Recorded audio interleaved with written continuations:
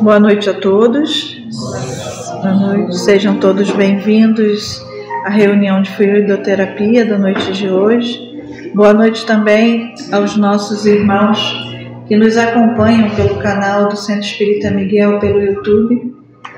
Que todos nós possamos nos concentrar e receber o de melhor pela noite de hoje. Nós vamos ouvir a página de preparação, vamos prestar bastante atenção pelo nosso irmão Edivaldo. Em seguida eu farei a prece e depois a nossa irmã Ana Lúcia nos trará a página do Evangelho da noite de hoje. Pedimos a todos que têm os seus aparelhos celulares que por favor desliguem.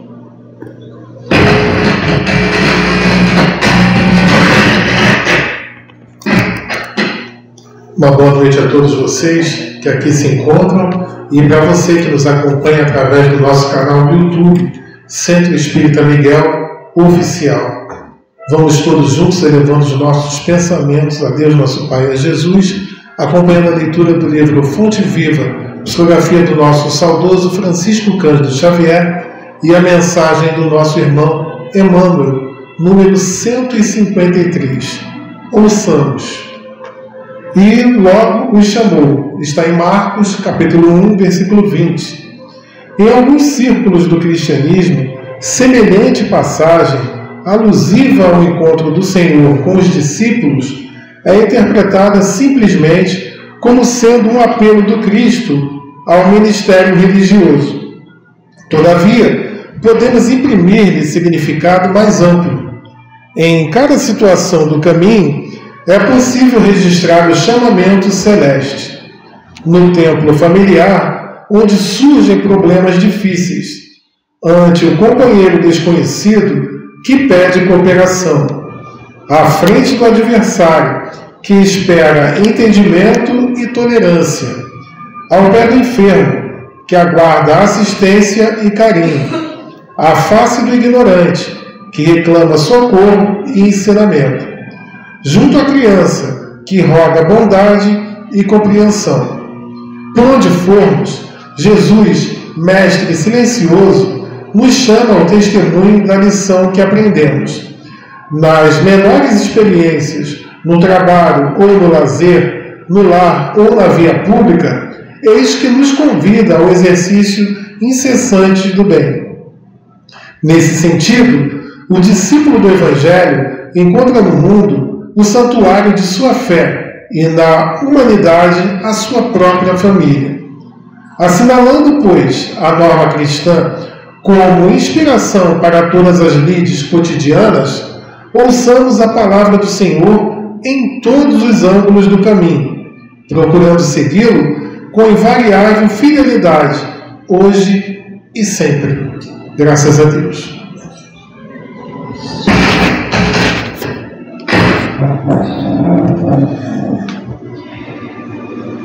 Graças a Deus. Eis-nos aqui, Senhor, mais uma vez, para esse encontro contigo, onde teremos a Tua Palavra através do Evangelho da noite de hoje, que tem por objetivo nos auxiliar em nossa caminhada terrena, ajudando em nossas reflexões, no nosso entendimento e, acima de tudo, na nossa vivência. Essa vivência diária com o Teu Evangelho para com os nossos irmãos e para conosco mesmo. Rogamos a Ti, Senhor, que fique conosco no decorrer de todo esse encontro e que essa paz, esse amor que nos sustenta, esses minutos que já antecederam a nossa reunião, possamos nós permanecer com eles e assim aproveitar o banquete da noite de hoje. E essa mesma paz, Senhor, e esse mesmo amor se estenda a toda essa humanidade que tanto precisa de Ti.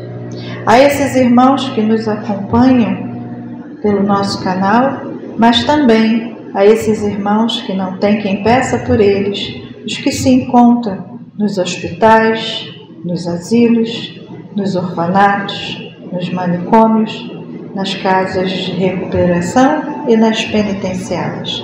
Enfim, Senhor, todos possam receber essas bênçãos de Ti, hoje e sempre. Que assim seja, graças a Deus. E assim pedimos a permissão para iniciar a nossa reunião da noite de hoje. Que assim seja, graças a Deus. Graças a Deus, vamos ouvir a nossa irmã Ana Lúcia, que hoje estreará com esse microfone. Segure mais. Tá precisando de um jeitinho, né? Segura forte. Boa noite a todos. Meu nome é Ana Lúcia e hoje a gente vai falar, a gente vai dar continuidade ao estudo da semana passada, que é o capítulo 12. Tá ouvindo aí? Aí atrás tá ouvindo? Tá. Parece que tá desligada. A gente vai dar continuidade ao estudo da semana passada, que é o capítulo 12, na verdade, amai os vossos inimigos. Hoje a gente vai falar dos itens 5 e 6, que são os inimigos desencarnados.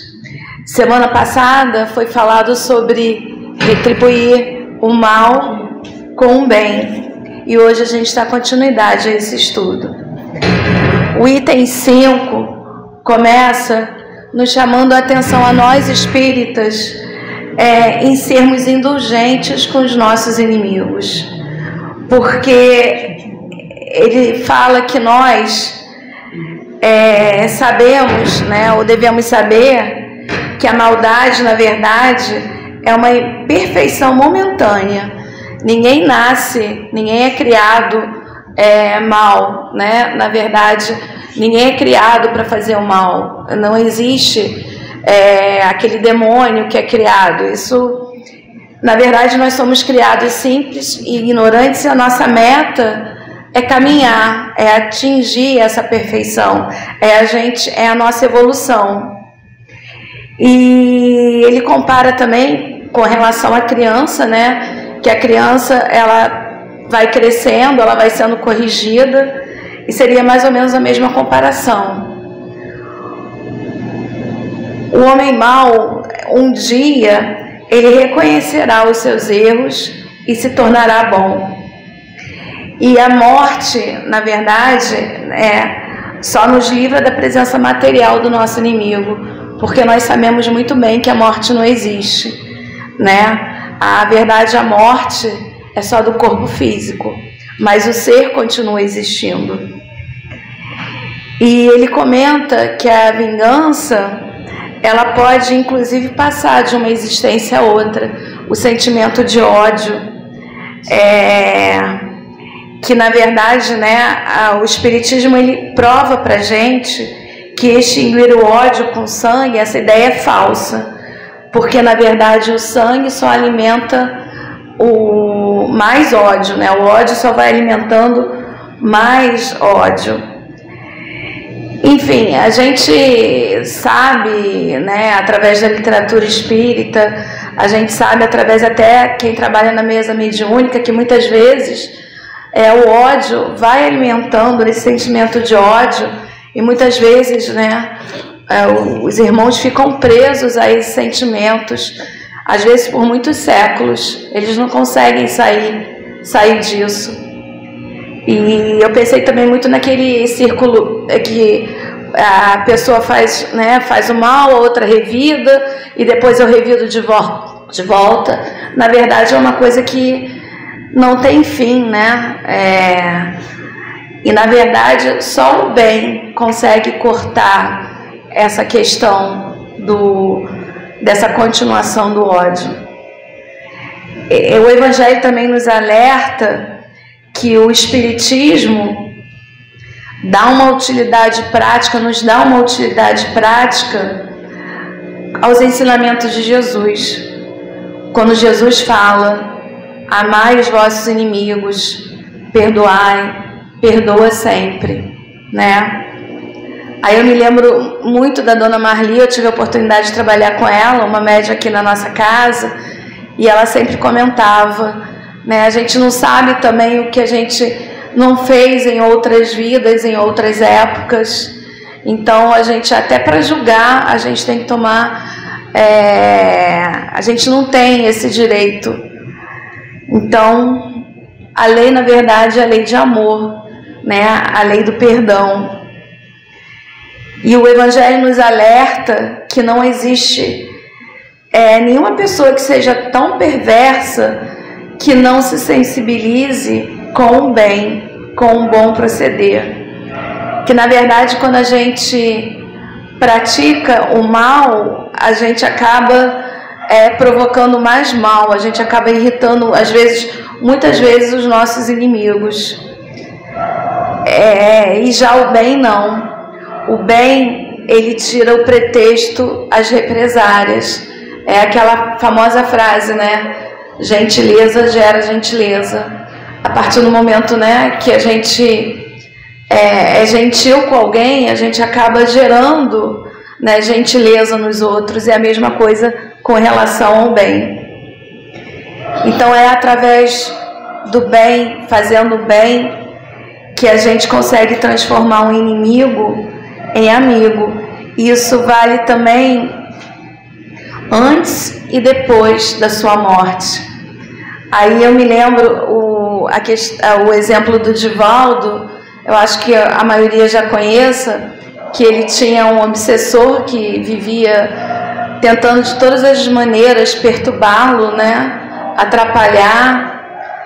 E um dia Divaldo, ele tem, né, aquele projeto de acolher as crianças. Ele acolheu uma recém-nascida que foi deixada na porta dele. Era uma menina até muito feia, né? Chegaram a comentar isso. Mas o Divaldo, ele acolheu aquela criança, ele adotou aquela criança, ele não diferenciou ela dos outros, e aquilo tocou aquele espírito, aquele obsessor, porque na verdade aquela criança tinha sido a mãe desse obsessor. Então aquilo tocou o obsessor a ponto dele se afastar, não querer mais prejudicar o Divaldo. Então é isso que o Evangelho fala, né? Para a gente sempre tentar fazer o bem, sempre. E ele continua depois, no item 6, que a gente pode ter inimigos tanto entre os encarnados como os desencarnados. Como eu falei, como eu já tinha falado, até porque a gente não sabe o que a gente já aprontou em outras épocas, né? E o Evangelho comenta que esses inimigos do mundo invisível, eles se manifestam, toda essa malevolência dele, toda essa raiva deles, em muitos casos, através das obsessões e das subjugações, né? Que a gente também já está cansado de estudar, né? A literatura espírita está cheia de exemplo. Quando a gente, na mesa mediúnica também, a gente vê exemplos. E essas obsessões, na verdade, né, ele até comenta que tem vitimado tanta gente, mas elas também representam para nós provações, que essas provações também servem para o nosso adiantamento, para a nossa educação. A gente vê nesse ponto até a bondade de Deus, dele fazer isso para a nossa reeducação. E o Evangelho comenta que a gente deve aceitar, né, todas essas provas que vão aparecendo na nossa vida com resignação, porque na verdade elas são consequências da inferioridade da Terra, na verdade consequência da nossa inferioridade, porque se não existissem homens maus, também não existiriam espíritos maus, até porque a morte é só a morte do corpo físico. Como eu já falei, o ser continua e nós continuamos sendo os mesmos. Ninguém se transforma em santo, em sábio, só porque desencarnou. Nós continuamos os mesmos, muitas vezes com as mesmas dores, com as mesmas questões. É isso que... Então, se existem realmente esses espíritos maus, na verdade, somos nós mesmos, né? A consequência da nossa inferioridade e da inferioridade do nosso planeta.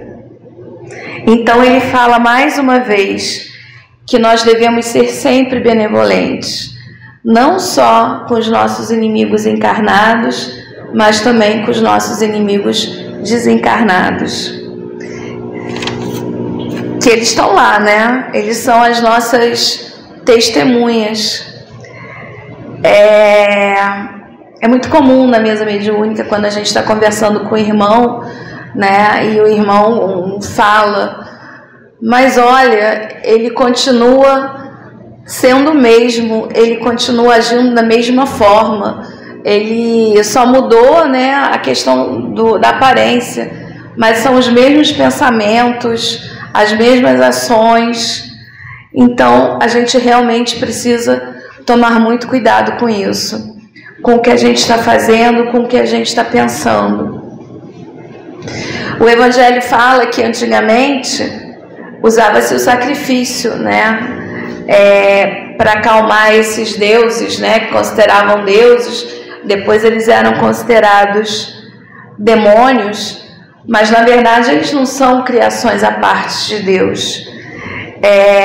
São almas dos homens que ainda estão muito presas ainda ao sentimento do ódio, que ainda não se libertaram desses instintos materiais. E a única forma que a gente tem não é através do sangue ou do sacrifício, como os antigos pensavam, é pela caridade, pela nossa transformação, pela nossa mudança. O Evangelho fala ele compara a caridade ao sacrifício do ódio. E é esse sacrifício que a gente deve fazer, que é a caridade que os impede de praticar o mal e reconduz ao caminho do bem. Na verdade, a todos nós, né? Como eu falei, aquela famosa frase, gentileza gera gentileza, né? Quantas vezes, né, a gente fica com raiva, a gente tá querendo, né, fazer uma ação contra a pessoa e outra pessoa responde, às vezes com um sorriso, e aquilo quebra a gente, né? E a gente se acalma. E assim, amar os vossos inimigos não se limita só à terra, à nossa vida presente, mas ela também faz parte dessa lei de solidariedade e da fraternidade universal, que a gente precisa, né, ser caridoso com o outro, a gente precisa trabalhar em nós também os sentimentos. Aí eu queria, só para relembrar, o capítulo 11, que foi o capítulo anterior, que é amar ao próximo como a si mesmo, no item 9, quando ele fala sobre o amor, que ele fala: fazei todo o bem possível, que um dia mesmo o coração mais endurecido cederá ao amor verdadeiro. Então, é isso que ele alerta, gente. E a gente também precisa, como eu falei, trabalhar em nós esse sentimento e essa sintonia e os nossos pensamentos.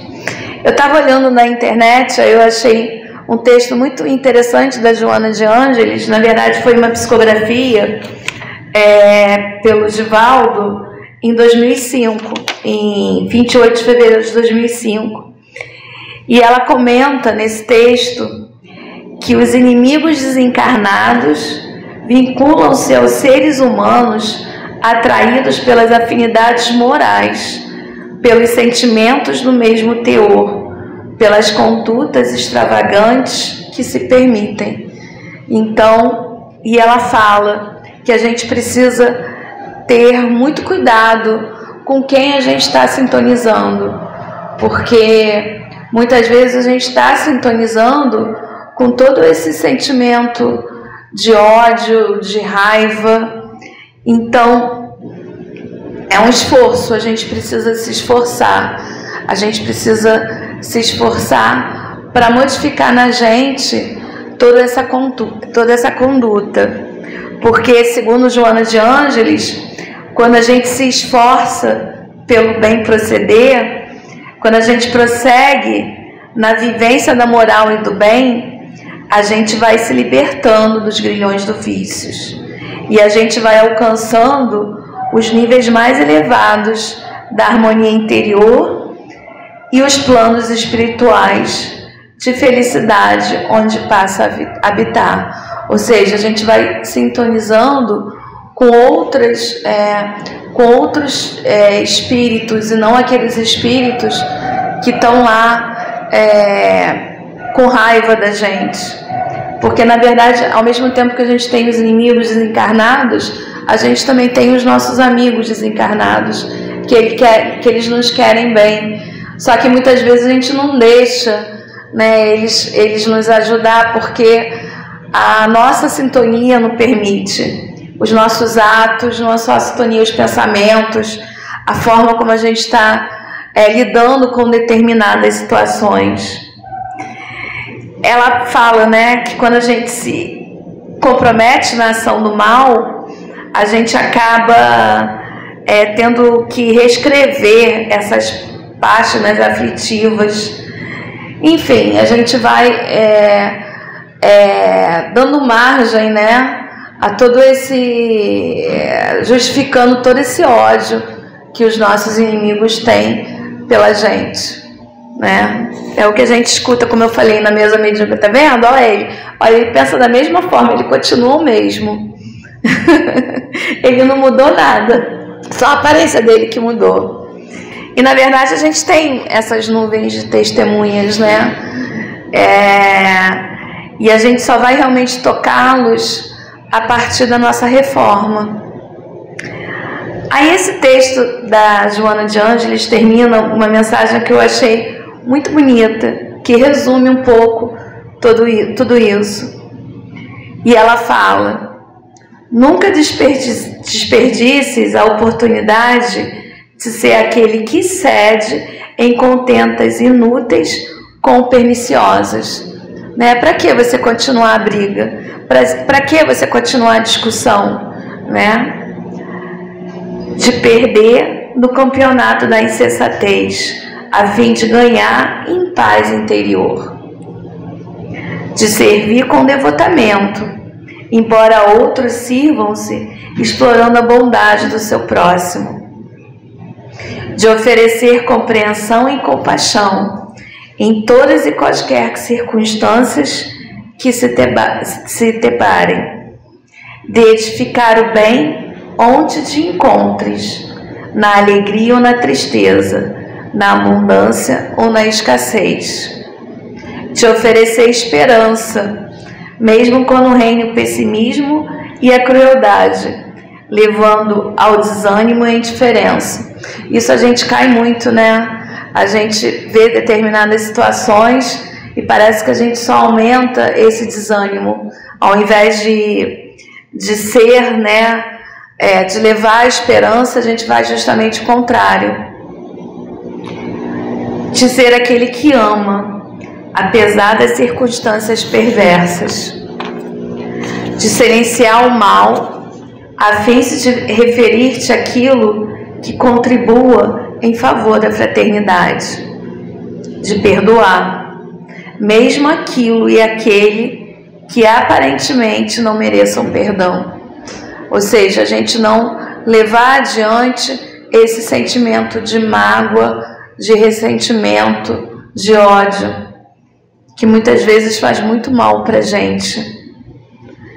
De ensinar corretamente, embora predominem a prepotência E por essa razão mesmo, nunca te canses de confiar em Deus, seja qual for a situação em que te encontres. Porque, na verdade, as coisas não acontecem para o nosso mal. O que Deus quer da gente, Ele não pune. Ele, na verdade, Ele quer a nossa educação, o nosso melhoramento. E ela termina falando: vestindo a couraça da fé e esgrimindo os equipamentos do amor, os teus inimigos desencarnados não encontrarão campo emocional nem vibratório em ti para instalar as tuas matrizes obsessivas, permitindo seguir em paz, cantando a alegria de viver, iniciando a era nova de felicidade na Terra. Porque, na verdade, a gente reclama tanto do nosso, dos nossos tempos, que a gente vive num planeta de provas e expiação, que a gente quer tanto a regeneração, mas, na verdade, a mudança precisa acontecer dentro de nós, Tem uma música que a gente até canta na evangelização, que é a paz no mundo começa em mim. Então, o movimento é através de mim, de nós mesmos. Então, a gente realmente precisa tomar, como eu falei mais uma vez, tomar cuidado com o que a gente está sintonizando, para a gente não perpetuar esse sentimento de ódio. Como eu falei mais uma vez, a lei é do amor. É isso que Deus quer da gente, amar sempre, Mesmo em algumas situações, a gente precisa ter fé em Deus, acreditar, e muitas das vezes a oração também, usar da oração para que ela possa nos ajudar, que aí a oração, ela pode, a gente sabe que ela muitas vezes não vai resolver a situação, mas ela vai trazer calma para a gente vai trazer bons fluidos, vai acalmar, e na verdade é isso que importa, Então, basicamente é isso, Opa. Praticamente é isso. Acabou? Acabou.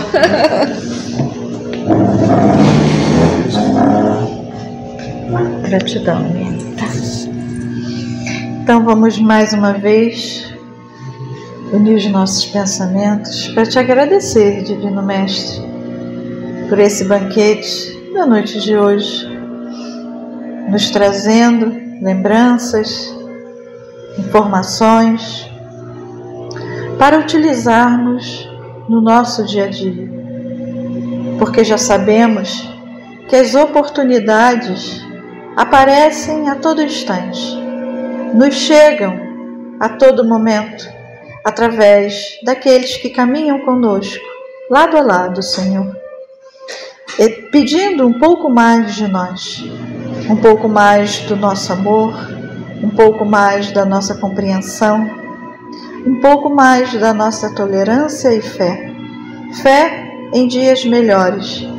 Essa certeza que o Senhor nos dá a cada encontro contigo. Por isso, Senhor, com o coração envolvido em sentimentos de pura gratidão, te pedimos a permissão para encerrarmos a primeira parte da reunião da noite de hoje. Agradecendo a esses amigos incansáveis, esses amigos da espiritualidade, ao mentor espiritual da nossa casa, Catuíte, Miguel, esses espíritos incansáveis que trabalham conosco, irmãs Margaridas e toda a falange trabalhadora do bem, rogando que todos fiquem conosco nessa segunda parte do nosso encontro, e que a tua paz e o teu amor sustente a todos nós, agora e sempre. Que assim seja. Graças a Deus.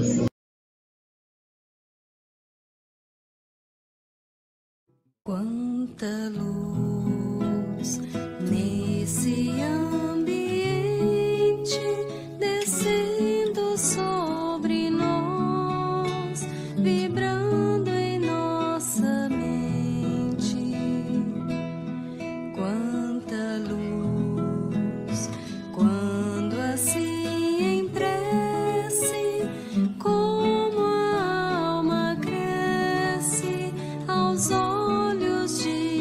Jesus.